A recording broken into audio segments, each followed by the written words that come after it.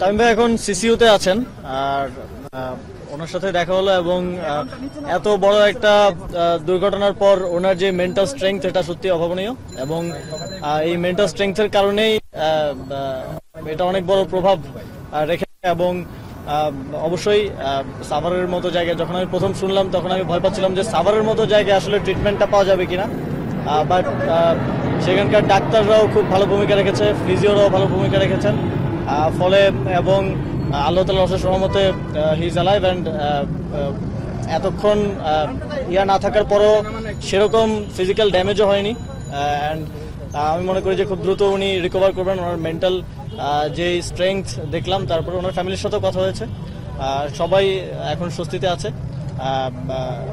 ডাক্তাররা নিয়মিত দেখছেন এবং আশা করি খুব দ্রুতই ক্যাবিনেও ফিরে আসবেন এবং সুস্থ হয়ে আমাদের মাঝে ফিরে আসবেন। আসিফ ভাই, থাইল্যান্ডে উচ্চ চিকিৎসা কি কোনো দরকার আছে না বাংলাদেশে চিকিৎসা? এখনো ডাক্তারদের সাথে ফ্যামিলি কথা বলছে, যদি ডাক্তারের ধরনের কিছু সাজেস্ট করে তাহলে ফ্যামিলি ভাববে সে বিষয়ে। মাননীয় উপদেষ্টা, বাংলাদেশের সবাই তামিমের জন্য দোয়া করেছে, মানে দোয়াটাও নিশ্চয়ই একটা কাজে লেগেছে। হ্যাঁ, অবশ্যই। তামিম ইকবাল আমাদের বাংলাদেশে আমরা যারা ছোটবেলা থেকে ক্রিকেট দেখি, তামিম ইকবাল সহ আমাদের ক্রিকেটকে যারা একটা নতুন ধাপে নিয়ে এসেছে তাদের মধ্যে একজন অন্যতম। সেই জায়গা থেকে দেশের সকলের দোয়া ছিল এবং কাইন্ড অফ মিরাকেল, এবং আল্লাহ তাআলা চেয়েছেন অবশ্যই, সেজন্য তিনি আমাদের মাঝে আছেন এবং খুব দ্রুতই আবার হয়তো আমরা পুরাতন ভাবেই তাকে দেখতে পাবো, মাঠে দেখতে পাবো, এটাই প্রত্যাশা রাখছি। Thank you.